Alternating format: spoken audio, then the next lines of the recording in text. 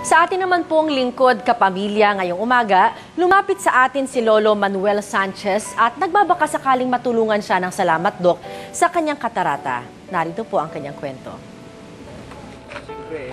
52 anyos si Mang Manuel Sanchez, isang mason sa construction, may 2 anak. Nobyembre 2011 nang makaranas ng panlalabo ng mata si Mang Manuel.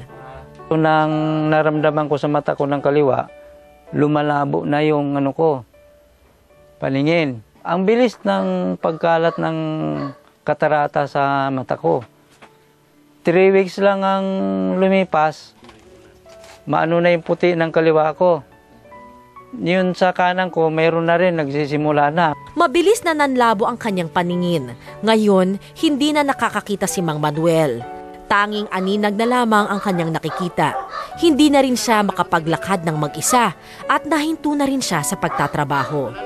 Pakirap ng malabo ang paningin o wala ka nakikita, kapa-kapa lang. Minsan, pupunta ka lang ng CR, hindi ko maiano yung pinto, hindi pa pala pinto. Kaya ayan, minsan niya masakit sa katawan pag nabubunggo.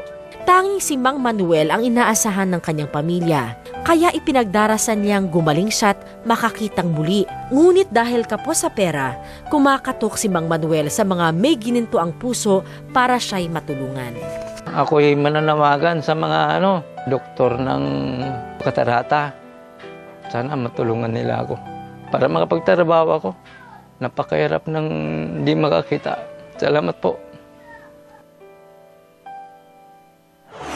Nako, sigurado ako maraming nakapanood kay Lolo Manuel. At yung mga doktor nga, I'm sure marami pong tutulong sa inyo, Lolo Manuel. Wag po kayo mag-aalala. Pacheck nyo po kagad kasi makaminsan sabihin natin katarata, pero yung tunay na diagnosis, mas importante pa na ng doktoro. Sige, Dok.